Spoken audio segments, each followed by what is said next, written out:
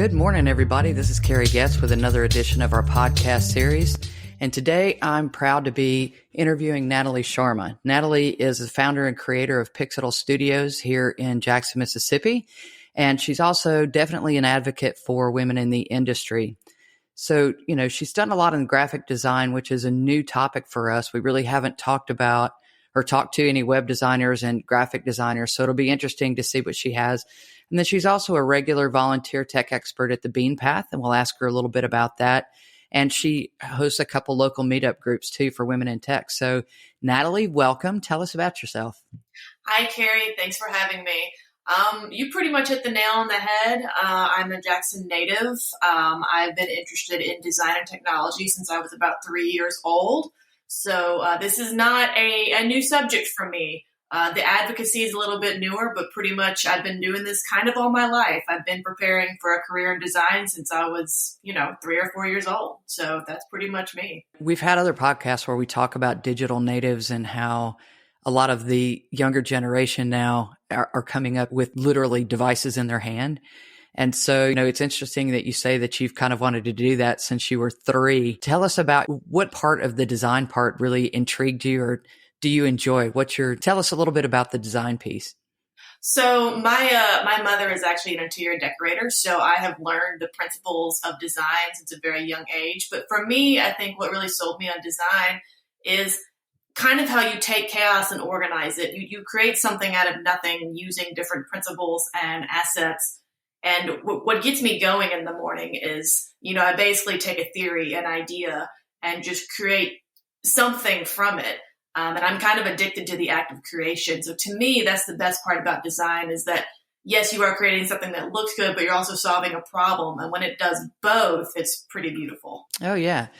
So tell us a little bit about kind of the steps. Like if you're going to work with somebody and you're going to start down the design path, tell us sort of the customers that you work with, what that process is like for people out there that are, considering maybe design as a career. Talk them through sort of what a normal day is and how that process evolves. Good question. So the first thing that I do with a client before we ever start talking about the scope of the project or, really kind of any details, the first thing we do is we have a discovery call. I preface that with a pretty in-depth questionnaire because there are questions on there that if they don't know the answers to, they're really not ready to come to me yet. I am mostly focused on working with industry innovators and people who are kind of they're in the heat of it and they're growing their business and they kind of know what they need. And then they just need me to kind of gather everything, visualize it so they can take everything to the next level. So once we have the discovery call, I'll write up a custom proposal. They can accept it online. And usually I lay out step by step. So say, for example, for a web design project, we do things in order with little milestones. So that way the client always has the opportunity to say, hey, this direction isn't right. Let's kind of take a few steps back. It makes it a lot easier for everyone because if you get to the end and the client doesn't like anything about what you did, you got to start all over. It's a huge waste of time. So normally we start with our first milestone is we start with a mood board and just some general research, just trying to make sure, are we in the right ballpark? Are we playing the right sport? And from there, we would move from the mood board and research into a wireframe and some information architecture. So basically with information architecture, that's just laying out the sitemap, kind of figuring out what copy is going to go where. And then with the wireframe, we are just kind of laying some basic stuff out and saying, okay, how does this feel? Does this general look and feel work for you? And if it does, then we kind of move more into the fully fleshed out prototype stage, which is you normally build in Adobe XD. It's my favorite program. You can't convince me to use anything else. And after that, we'll move from either into building it in Webflow, which is what I do in-house, or if the client has custom needs, like for a certain platform, mostly WordPress. Clients tend to really like WordPress because it's what they know how to use. I will normally work with one of my partner developers to create a custom WordPress theme for them. And at that point, it's pretty much just handoff and training. Every project I do is very thorough in documentation. I don't believe in just handing the keys to someone and saying, okay, well, here you go. Have a nice life.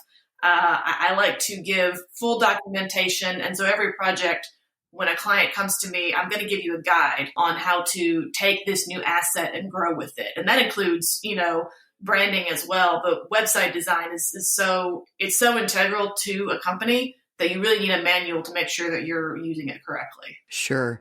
And websites evolve. It's not like you do it once and then you're done anyway. Yeah. Technology changes, websites change. Sometimes, you go onto somebody's website and you're used to working around a certain way, and then everything is in a different spot. And it does kind of keep the interest of the people clicking around to figure out how it works. But you definitely want to make sure that it's user friendly. And I think that it's important to work with designers and people that have done it before, just to make sure that you've got the right flow and things happen in a certain manner. Nobody wants to make 87 clicks on a website before they get to what they want. And it's important to get your message conveyed early, don't you think? Yes, absolutely. One of my good friends, or one of my designer friends, Paul Polvani, he actually did a presentation on branding not that long ago where he said confused customers don't buy. And that has really stuck with me, especially when I'm designing anything, because I have to ask myself, would a customer understand how to use this? And it's really important that whenever we're creating something that is customer facing, that we put ourselves in our customers' shoes, because they're going to be the ones using it. You can't let your own bias and your own preferences hold you back from delivering a good product to the customer, because if the customer can't use it, then your asset is worthless. And that's a good point too. Just because you like it doesn't mean they're going to like it. Everybody has a different preference. And at the end of the day, it's still their business and their preference of what, however they want it to look. And so have you worked with a customer that really wanted something that you just thought was horrible? Oh, yes. Many times. And I always like to say, I have to ask myself, is this a hill worth dying on? Sometimes it is, and it really depends. And I'm a big stickler with all the details. And the trick is, I can't let myself die on every hill, because if you die on every hill, then you're just going to kill the relationship with that client. So you really need to choose your battles. The biggest hill that I would choose to die on is probably, is this actually going to work and serve you? And if it's not, I'm going to fight you. But if it's just, I don't like this color, then I can't waste my energy on that, because we've probably got bigger issues to tackle. Sure. And so a lot of the work, I think, is repeat work too, right? Once you start down a path, as you become somebody's designer, there is a lot of follow-on business. So it's not like a one and done thing for people that are considering this for a career, right? Absolutely. I would say the bulk of my work is recurring client or retainer. People really like my kind of, let's look at everything at once kind of approach. And people like to have somebody they can trust. And what I've heard time and time again, when new clients come to me, they have horror stories of how a designer didn't set something up correctly for them or didn't give them everything they needed. And so what they really want is just someone they can trust. And I find that even if you feel personally as a designer that your work is not super up there, cream of the crop, like what you see on Dribbble or on Instagram, people still want to come back to you because they trust you and they know you're going to take care of them. And I would say recurring work is one of my biggest client base. And I'm happy to keep doing that. Retainer work is actually a very small part. Well, a good part of my work is partnering with firms, say for a software firm. Recently started partnering with a PR firm. So really, it's just about being a partner with another company. And I would say that's a big part of my work. And behind the scenes, not just the pretty pictures and all that kind of stuff that goes along with the design, talk a little bit about search engine optimization and some of the other things that come into play in the coding piece. So obviously the pictures are one part, but talk a little bit about how coding comes into play and what languages you use and things like that to make it all come together. So I would say I'm not really a developer myself. I do know how to use HTML and CSS. I am very much into building a site with no code. There's a very big no code movement right now, especially for designers, because we feel held back by what we can do in certain platforms. And that's kind of where Webflow has really been my savior. It's like, I understand how code works. I got the basics. I kind of understand HTML semantics, but I'm not a developer. I've tried, and it's just not my thing. I don't think my brain really works that way. So really, I use Webflow to kind of drag and drop and kind of build things out. But the code is still important. It does spit out clean code, but it is up to me to make sure that the site is optimal, not only for SEO, but as well as accessibility. And I've found that you can do all of that without having to know too much code. You just need to make sure that you take care to do those things. I mean, as far as SEO, basically a lot of it is just filling things out correctly and making sure that you have enough custom curated content. It's really not that difficult. You just kind of have to make sure to work on the details, such as setting up all of your meta tags and descriptions for every page. Make sure all of your open graph is set up and ready to go. And then as far as accessibility, a lot of it's just labeling. Just make sure that a screen reader can function on your screen. And, I have a few friends who are really focused on web accessibility, and it's just, don't be a jerk when you design. I think that comes down to the code too. So, putting, like I said, putting labels on everything and always making sure images have very good description. And I'm the worst at writing descriptions, not because they're not good, but because I want to write an essay about the image and how it looks. And they don't read all that. Yeah. So I try to keep it to like a sentence, which is difficult for me. I'm a little bit long-winded in case anybody hasn't noticed by now. But I would say the code, it's important to me, but it doesn't really come into play as much on my end. If I get into a situation where I'm in over my head, I will talk to one of my developer partners. And I like to go to that person's area of expertise. So for example, I've got a guy who is super awesome in Shopify and WordPress. So I would go to him specifically for those things. So what matters to me is that I'm playing to somebody's strengths when it comes to the coding. So if it's in Webflow, I got it. But if it's beyond that, then I'm going to go to somebody else who specializes in that language. And that's a big part of this business, I think, too, is because nobody can know everything in this business. There's just so many nuances and pieces and parts, and partnering with folks that you can trust that can really step up to the plate and help with a lot of those issues is, I think, just absolutely key. And once you find good partners, you kind of stick with them because it's just the process of finding new ones. It's like dating. It just takes forever, and sometimes it works, sometimes it doesn't.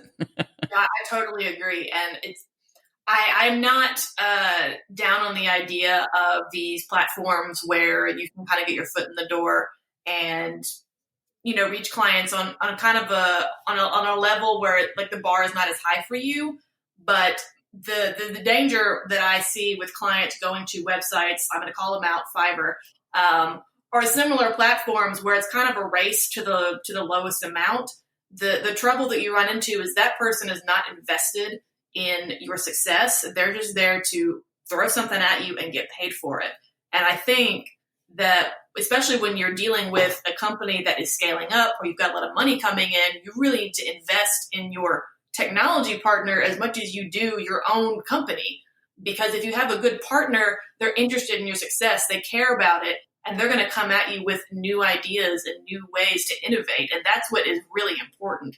And, I understand there's a time and place for one-off people, but if we chose our technology partners with a little bit more care, I think we would succeed a lot better in the long run. Well, and I think there's a time and place for all of those. And to be fair, some of those websites, even though they're kind of quick one and done, there's a few. There's some that do logos. There's some that do all kinds of different things. Some use templates. Some actually will take the time to give you a nice looking logo. And those are good kicking off points, if you need to start with your branding. But I think overall branding is something that you touched on a little while ago, but let's talk about overall branding for a company and all of the different pieces and parts that go into that. Absolutely. So I would say people tend to not understand what branding is. They get really hung up on the logo. The logo is just a very small part of what branding is. To me, branding is everything. I like to think about branding as a person, and the logo is the face. You are more than just a face. Obviously you have the rest of your body, but you also have thoughts and feelings and directives. And that's kind of how a company is. You have a mission, you have a purpose, you speak a certain way, you look a certain way. Every aspect of that company should reflect back to you, and you can't always slap a logo on everything because then it kind of defeats the purpose of having it. The logo is just a signifier of who you are, but it is not all of who you are. The brand is a collection of things that represent you. That could be colors, that could be patterns, that could be different types of photography. So brand is it's the whole thing. And, consider the logo just like the fancy sticker on top. And I would say that is the one thing I've seen time and time again. When people say branding, they just think about the logo and they don't really think about anything else. So I think it's really important that we all kind of think about not just the logo, but how do we sound? What are we trying to accomplish? Who do we serve? So I tend to look at it as all at once. I'm very thorough with these type of things. I feel that if you can't answer those questions, then you need to do that first before you start getting caught up in visuals. Because if you don't have the answers to those questions down, then you can't properly create a visual to capture that. And what would you say is the one question that people sort of stumble on the most, that is the most challenging when you say, if you can't answer this question, then you're not quite ready? What is that, the hardest question, I guess? I would say the hardest question that clients have answering is, what do you want to look like? Because yes, I know it's my job to figure that out, but having a frame of reference is so important. And I'm telling clients over and over, and I say, send me everything. I will look at all of it. I will read all of it, because I will find the patterns of why you identify with this, why you like this. And to me, that shows you've been looking and you're trying to figure out the landscape of what's out there. Because not only do we kind of want to sort of fit in the industry that you've chosen, we also want to take care that we know who your competitors are or your rivals, because we want to make sure that we might emulate some of the successful things they're doing, but we don't want to look like them. We want to make sure that we differentiate. So I would say the hardest, the hardest question that clients have answering is, what do you want to look like? Because they just think, well, that's your job, right? Yeah. Well, that's like going to the hairstylist and saying, just cut it. Yeah, I would say it's just like that. Yeah. So let's talk a little bit about the Bean Path and what that is. Yes. So the Bean Path is a nonprofit organization started by Dr. Natalie Cephas. She is also a Jackson native. She currently lives in Atlanta working at Amazon, but she saw that in many communities in Jackson that technology was not, there was a gap between technology and children in learning how to use it. So I think that's where we started. So Dr. Natalie Cephas started the Bean Path as kind of an answer to seeing the gap between technology in our local communities. Technology was not really being taught as much in schools or being introduced at an age where I would say people felt that they could actually use it or consider a career in tech. She's a huge advocate for getting young people in a technology career or on that path. So the Bean Path is basically an organization where we go around from different locations and basically introduce technology to the public and help them with their tech problems. And that seems very trivial because you might think that's what tech support is for. But a lot of it is just showing people that they have the power to use technology and kind of giving them the confidence to not only use it, but also potentially consider a career. Because there is a very strong mental barrier of, well, I don't know how to use this, I can't do this. And so we try to take really hot topics such as, I would say apps is a huge one right now, building your own app, learning how to code. We take those topics, kind of make them a little bit more digestible and make them a little bit more approachable for everyone. And I think that's the main part of what we do. And I'm a local tech expert with the Bean Path. And so basically what I do, I go in my area of expertise, which would be mostly web and app design, but I also help with general technology. A lot of what we do is just helping people, even with their devices. Can you help me set up my phone? I want to share photos of, my grandkids or something like that. It's just really showing them that they have the power themselves to use technology and, they have it within them to do that. And that's really good. We've had several experts on the show talking about kids in tech and how different it is for this new generation that's born in tech, but a lot of their parents don't understand it, and just the exposure. And most kids are going to decide what they do as a career by the age of 7. And that's based on all of the experience and all of the exposure that they've had at a really young age. And even kids that are older, many times, nobody gets a 4-year degree in 4 years anymore. No. It's almost 5 years. Because a lot of people change majors because they're exposed to different things at a collegiate level. And the more you can expose kids and people to, the better off you are. And the other side of that is, you have to have parents that can help kids with homework and that don't view a phone or a device as a babysitter or a nuisance that actually view that as something that can bring about a better future. You know, at one time, Jackson was the telecommunications capital of the United States, and we were fifth in the nation in supercomputing power. And a lot of those tech jobs, quite simply, have left. And it's really sad, I think, to see what that market used to be to what that market is today. And it's definitely gone backwards for sure.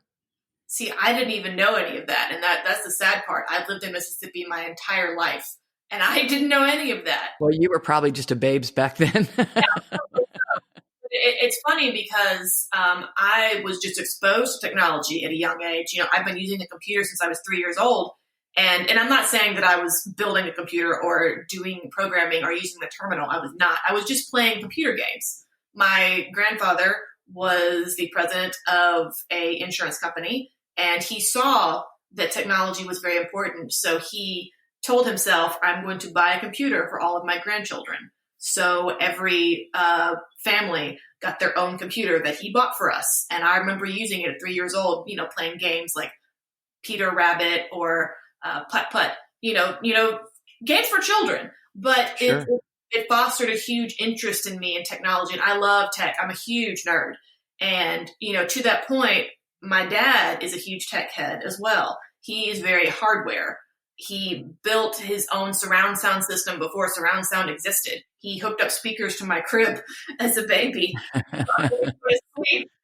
And I just thought that was so funny. And it's just so interesting how my life has been shaped by that. And I think I'm rare that I knew kind of what I wanted to do at a very, very young age. It's not the same for everybody. I mean, I always use my husband as an example. He was always interested in coding, but he got his degree in English. And now he's a software engineer. He would code at his parents' store in between customers. And, you know, now he's team lead at his company for front-end development. So, you know, we all come from different paths of life. And I never tell anybody that getting a degree in design is the right choice, because it's not for everyone. It took me 5 years to get mine, but for me, it taught me discipline. If I had tried to do design without going to college, I think I would have crashed and burned pretty hard. And it's not because I didn't know what I was doing. I know how to use the technology. I know the principles of design. That's not the issue. It's having the discipline to complete a project and the wherewithal to communicate with the client and make sure they understand everything that's happening. Yeah, we've talked several times on this show with different people about how technology really evolves and how there's different paths to learning. And some people definitely learn better in a college atmosphere. But you take companies like Apple, 50% of their employees now are not degreed. They're doing skills-based hiring and fostering that skill set and changing it. And, you know, the work that you're doing through the Bean Path and a lot of these schools where technology isn't a focus, kids are learning on their own and they're learning outside, and just that discipline to learn that way and to pick things up, I think should be rewarded. And I think we don't do a good enough job of that. You know, we don't value trades as an education, and a lot of people get 2-year degrees in coding in different languages. And definitely there's other paths to learning. On-the-job training is certainly one of them. The apprenticeship programs that you see in a lot of like electrical and things like that, I think is another way that we can bring some of those tech skills to areas that don't have that as college, or where somebody has to be a caregiver and is trying to get a career at the same time. You know, it's not always that easy. And depending on the roles and needs of that, you know, women tend to get hurt by that more than men do. So I'm glad that, you know, the degree worked out for you. And I certainly encourage everybody to get one if you can. But, you know, there's lots of considerations. And I think employers that offer degrees as a perk, it's not really a perk if you only hire people with a degree, right? So there's some meeting in the middle. And I think, you know, exposing kids at a young age, like what you're doing, the Bean Path, and getting that technology exposure to folks really is key in helping shape a lot of these careers in the next generation. I know even the Girl Scouts now have a tech badge, and I think the Boy Scouts do too. But just, you know, that exposure I think is absolutely critical. Yes. And I would say that once we, you know, start getting them interested, I would say the next best step is one of my other favorite organizations is the Mississippi Coding Academies. And it's such a great local program where they take, young coders, normally about the age of a high school graduate or older. They kind of vary in age, but I would say normally it's like right after high school. They say, I'm not really interested in a college degree. That's not what I want to do. The Mississippi Coding Academies is a completely free nonprofit program that turns a junior coder into a full stack front end developer in 11 months. And it's 5 days a week. I think it's 9 to 5, so it's just like a regular job. And immersion, yeah. It works so well. It's really amazing to me to see. And I know that some of them are close to me in age, and it's interesting because I get emotional sometimes thinking about it just to see how much they progress so quickly. And I do a design workshop for the young coders. And I'm not trying to teach them to be designers. Some of them actually do want to design, but it's really more about training their eye. So that way, when they do become a front-end developer, they know what things are supposed to look like. But the coding academies on the whole, it's such a great program because it allows those young people to be part of the career track that they may have never considered before. It's really astounding because they might be going from a minimum wage job into a job that probably starts at $40,000 a year. And it's such a huge shift to go from one end to the other in just 11 months at completely no cost to them. And it's a new way of thinking about education. And it really bothers me when people tend to think that a degree is the only way. And I think it's really important that we acknowledge that everyone learns differently. Everyone has different paths in their life. And sometimes you need it. And I would say every time you need to do what's good for you. You need to have the path that suits you in your life. And there's no one size fits all in anything. Yeah, I've got a hashtag that I use whenever we talk to somebody without a degree, and it's hire the person, not the paper. Because just like you said, that is a total immersion program, like learning a foreign language, going to another country. And I will say this, I have a friend that is a special ed teacher. And she said that part of the reason for some of the difficulty that children have learning is that now they're growing up with a device in their hand. So when my generation was growing up, we were taught to read left to right, top to bottom. And in the digital experience, especially with computer games and stuff, kids are firing. Their eyes are all over the page in very different places. And they've learned that, they haven't learned that scanning ability that you have with reading. And it causes some of those reading problems for kids because you have to really train the brain to do that. And so just like you said in the design class that you teach, you really have to train your eye to do things that it may not be intuitively doing. No, that's totally true. And I think the barrier with design is people, they just think it's all about art. And when I try to teach people how to kind of train their eye, they only think about the execution part. They say, well, I can't draw. Well, I can't do this. Well, I can't do that. And I'm saying, okay, well, you can look at things. You can observe. You can notice patterns. It's really just about training your eyes and your brain to see those different things. And I would say that if we took more time to teach things on a level that everyone understood, then it wouldn't be such a huge thing. I would say not only do we neglect technology in education, we also neglect art. Arts are always the first thing to be cut. And it has a profound impact on how we view life, how it shapes the way we think. I haven't had as much time to advocate for that as well, but I think both are equally important. We not only need to learn how to use, technology and have logical and critical thinking skills, we also need to know how to be creative because it's the creative solutions that move things forward. What's the whole other side of your brain? It is. And people always like to tell me, it's like, well, I don't use that part of my brain. And I don't know how much I believe in the left and right brains anymore, just because to me that only implies that we use like one half of our brain at any given time. It's a muscle that you just have to use like anything else. It's like training for a triathlon. You don't just wake up one day and say, all right, I'm going to go run a triathlon now. Train for it. You study it. You learn the best techniques. It's just like anything else. So, I would love to be able to kind of bring a similar program for design to the local area because there is a huge, huge demand for developers. And as there should be, because we need them. But I always want to make sure that the design part is not neglected. And I would say that I know more developers locally than I do designers. And to me, that's a problem. Just haven't quite figured out how to fix that yet. Well, that's part of the reason for this podcast series. We're trying to bring awareness to, all of the different careers, because if people aren't exposed to them, it's not even in their frame of reference. And we've heard that time and time again on this program that, kids have to be exposed at a very young age. And even people that are getting older, there's this big misnomer that in order to be in tech, you have to be a coder. And that really couldn't be farther from the truth. We've talked to people in construction. We've talked to construction managers. We've talked to people that do piping. We've talked to electricians. We talked to the people that draw the buildings, and then, all the way through the different coding. And that's certainly one path to a degree, design being another one now that we're talking to you. But there's lots of paths in this industry. And the nice thing about this industry is that it changes so fast, which is my favorite part about it, because there's always something new, always something to learn.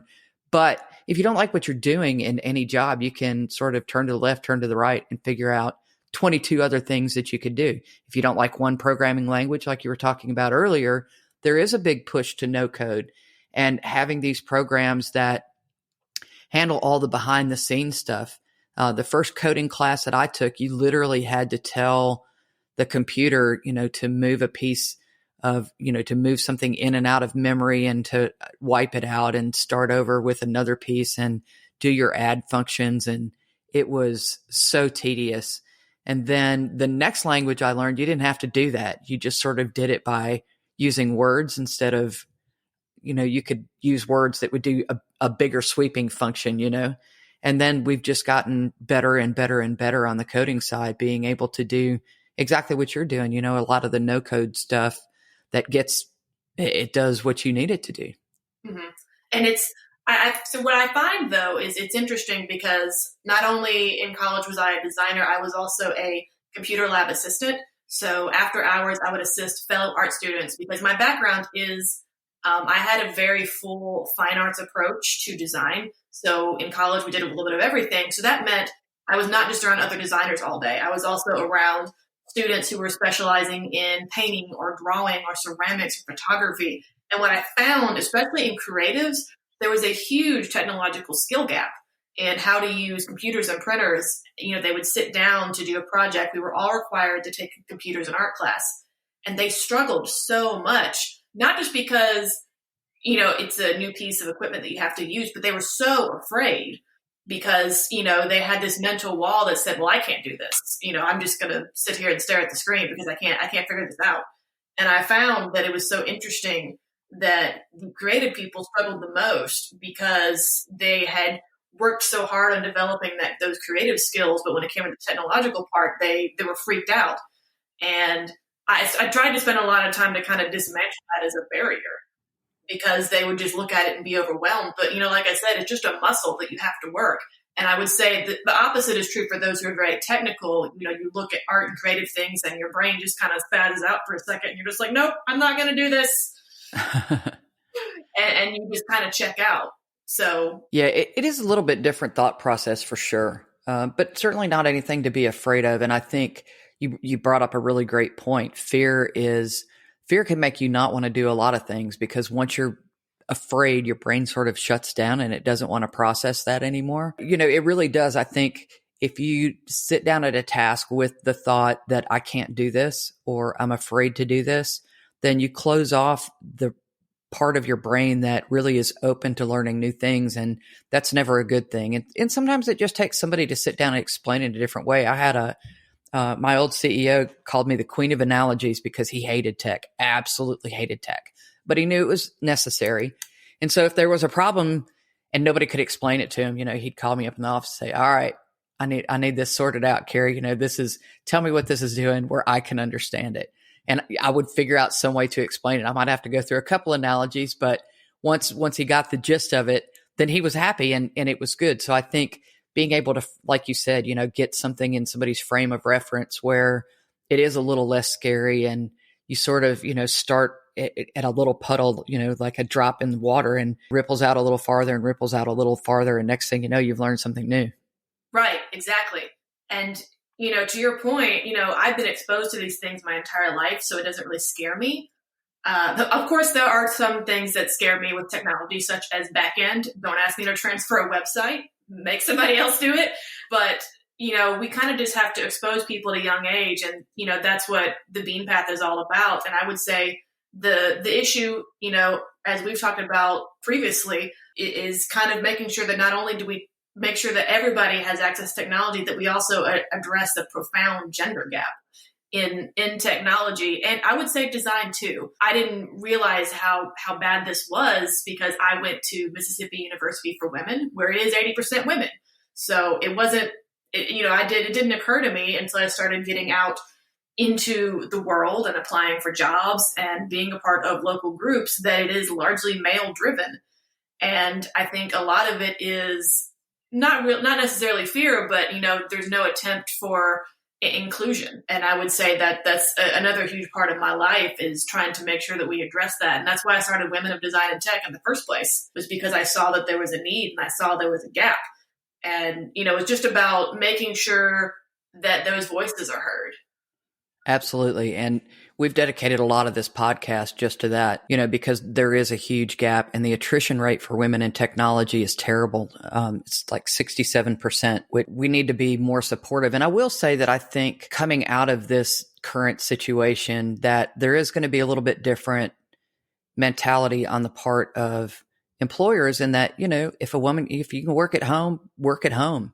And so many employers have really not embraced that, which has made it really tough for a lot of women that sick kids or whatever and can't go in that day. Now they actually have a path to be able to work at home. So I really hope coming out of this, we see some change. But I also think just what you're doing at the Bean Path and exposing girls at a younger age to this as a possible career is certainly huge, because you don't necessarily have to be great at math. You're a perfect example in that you've gone on the creative side of coding, and you still are very productive in tech and do a really great job at what you do without having to be really great at math. Right. Yeah. I'm actually not very good at math at all. And I think it is just a fear thing, because I haven't developed that part of my brain very well. So I'm that person who will admit that math scares me. I can remember in school that if I saw a bunch of equations, my brain would just kind of shut down. And I think a lot of it has to do is I felt pressured for time to get that stuff done, because in testing, you only have a certain amount of time. Oh, yeah. Yeah. So I'm not good at math at all. My husband's a software engineer. He's not great at math either. So, it just goes to show that just because someone says you need a certain skill to do something, that's not always the case. And, math, of course, is another, any STEM field really is another area where women, they're just not represented, or they're discouraged, or it's hard for them to get entry to the industry. There's so many factors. But to your point, especially when women aren't having careers in technology, we still haven't addressed the gender gap. We haven't really addressed the gender gap in how women are primarily responsible for childcare, and flexible working options is a good answer to that. It's not the end all be all, but it's just the start. And it will be interesting to see kind of where we go from here. And I think that any company that digs their heels in and said, well, we offered remote work, during this time period, but we're not going to offer it anymore, is going to have a much harder time with employee retention. And they're going to find it very difficult to find talent as they grow as a company.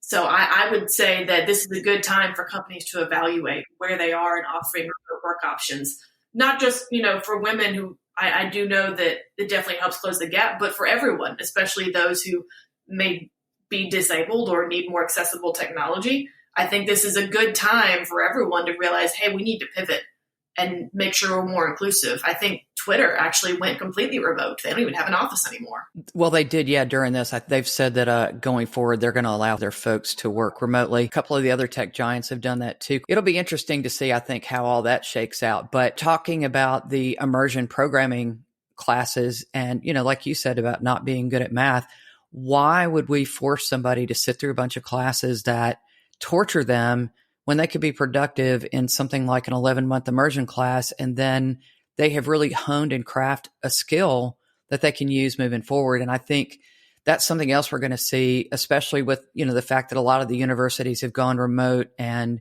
student debt being what it is. Kids are taking on massive debt. And the other side of that is these kids that are getting out with massive debt have very little loyalty to their employers, and it's all about making money so they can get that paid off. And they're expecting a very different work life because they've had access to technology, and because they've worked and honed a skill. If they can't find it with an employer, they'll just go do it on their own. No, I agree. That's so true, and it will be interesting as for that as well, as students start to graduate after having been completely remote, some 100% for their classes. It will be interesting to see kind of how that changes the landscape of universities and higher education, because I've seen it mentioned quite frequently to say, okay, well, now all of my classes are online, but I'm still being charged the same amount of tuition, because we all know that tuition is not just for the class itself. It's a lot of administrative fees. It's for a lot of campus offerings. So how were you able to now justify those expenses? Charging the same amount of tuition as you would for going completely online as you would being on campus. So that will be very interesting to see the change in universities. And I hope that they'll evolve and kind of go with the flow, but who knows? Yeah, I think they absolutely. And I think that we're probably going to see more and more like University of Phoenix and some of the others that are offering purely online experiences. And, the good thing about that, I think, is some of that competition will drive down the cost. And of course, part of what you pay for when you pay for a college is the prestige of having graduated from a certain college. So, you might have exposure to different professors, and some might be better than others, but the idea is that you get the skills that you need to get out with. And I think, there's some that are always going to be degreed. Engineering is one of a great example, architecture, things like that, where you can justify the degrees. But I do think that we're going to see more, design would be a good subject, to have some more of those immersion-based degree programs, or at least diploma programs, where you can stick with what you love and not necessarily have to take all of the stuff that, doesn't contribute to your mental health, like math for you, right? I totally agree. I always tell people, I did the traditional path. I did do 5 years of college, but I did not love every second of it. And up until college, I was a terrible student. I just didn't care about classes. I didn't really want to go. It just wasn't my thing. I didn't care about school until college, because a huge portion of my college life was devoted to my major, which of course was design. And when I wasn't in the art building doing what I love to do best, I was miserable. I hated to have to schlep across campus to go to a science class that I didn't care about, that I was being forced to take. But I worked at it, because if I didn't, I would lose my art scholarship. So I had to. So I just want people to remember that, even if you were a bad student at one point in your life, I think that it can really change your life if you find something you care about. And if you see a change in yourself when you find something you care about, then I think that's when you found the right thing. Who I am as a person didn't happen overnight. I didn't become a really dedicated worker and career person until I found something that I actually cared about. And I would say that the college experience does not always lend itself to that, because you are forced to take so many classes that I understand are important, but don't really contribute to your overall career of choice. I took chemistry because I had to, and I barely got out of there. I'm not experienced what I do at all. So I just hope that, we do have more programs where we can kind of focus on what we are, not only what do we like to do, but what are we good at and what does society need? Which kind of brings me to the point of ikigai. I'm probably pronouncing it wrong. It's a concept where you kind of make a Venn diagram. I think it's a Japanese concept where you think about, what do I love? What do I'm good at? What does the world need? What can I get paid for? And where all of those intersect is kind of what you should be doing. And to me, I'm a big believer in that, because I believe that all of us are good at something, and we can all do something that contributes to society. But we have to be able to find out what that is. And of course, if you're in college and you have to pick a major, you kind of have to stick with it to get a degree at the end out of it.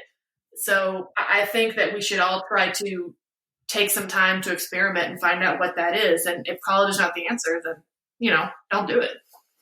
Yeah. And, there's a lot of different opinions, but, certainly I think a degree gets you a lot of well-rounded skills so you can find out what you do like and what you don't like. And it may be that you hated history in school, but once you take it in college, it becomes a very different curriculum and all of a sudden you really like it. So I think there's a lot to be said for that exposure. There's a lot to be said for taking English classes so that you can clearly communicate to others, for taking, basic math. So, when problems do come up and you have to figure out how, like in your world, to divide screens up or whatever, that part of math is good. Now, that does not to say that you need differential equations for what you're doing.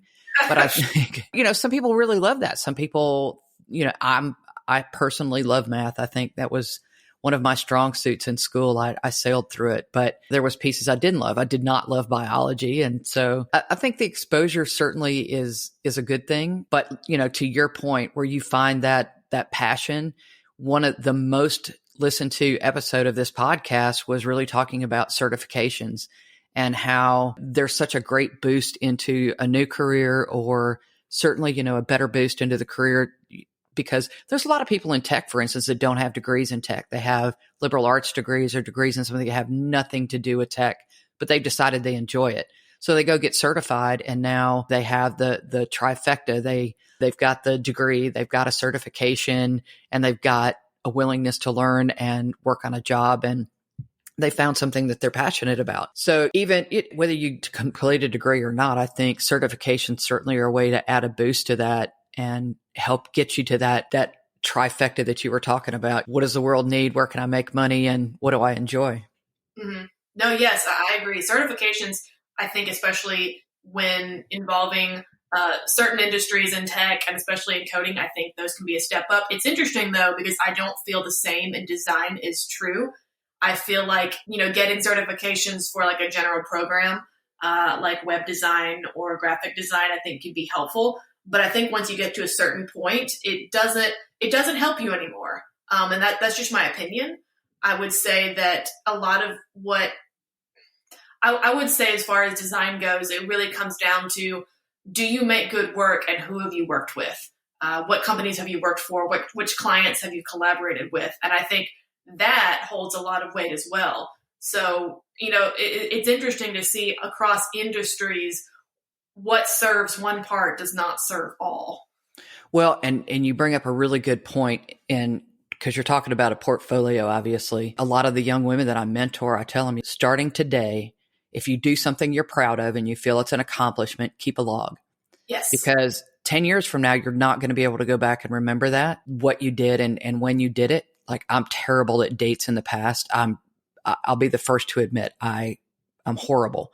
If I can look it up or figure it out a different way, I'm awful at dates in the past. I don't just remember that like a lot of people do. My stepdaughter's really good at that. I'm horrible. But keeping those logs of accomplishments. And then, the other thing that does is when you're having a down day or you just feel like stuff's not going right, you can go back and read over those things. And sometimes, maybe it's 5 or 6 years down the road in your career, you'll see that pattern that you were talking about earlier. And you'll see, I really felt good when I did this and I did this and I did this. And maybe I need to shift my gears a little bit and start focusing on the stuff that truly brought me joy. Mm-hmm. No, yes, that is so true. And in design, there's a humongous push for everyone to niche down. And I also believe in that, because there were many things that I was doing that because I felt like I had to, such as, for example, like ads, social graphics. I hate those things. So I do not that is a service. What really brings me joy is kind of untangling messy problems or messy visual assets and reforming them into something that's beautiful and polished. And often that is very big projects. My background is actually in publication design. That was my first job out of college. And my first project was 1,000-page catalog with like 10,000 parts in it. I was 23 years old, and that was my first job. And I didn't realize how much joy it brought me to make sense out of chaos. I didn't realize how much chaos affected me. And so that's what I like to do is I like to work on big projects that just require a lot of patience, and you kind of have to just sit there and whittle away. So, I would, to any young designer, I would say, if they're listening, don't be afraid to niche down, because that's where you can become a true expert. And niching down ensures that you only kind of work on things that are in your wheelhouse that you like to do. And not to mention, you can charge more. There you go. There you go. Well, we're running about out of time. So if you could leave anybody with parting words, and I'll make sure that everybody has Natalie's contact information in the podcast description. But again, her company is Pixetal Studio, and that's Pixetal. But if you want to leave anybody with some parting words. Oh, that's a tough one. I would say my mantra has always been put on some pants and get out of the house. And that's for everyone. But I would say, now that we are all stuck at home, I would say, put on some pants and show up. If you're trying to accomplish anything, if you're trying to change careers, if you're trying to get into a new industry, just make sure you show up. And I promise with enough persistence, you'll get there, whatever your goal is. Awesome. Well, thank you so much for your time, Natalie. This has really been insightful, and I'm sure that people will enjoy it. And for the rest of you listening, we look forward to hosting you on another edition of our podcast series. Thanks.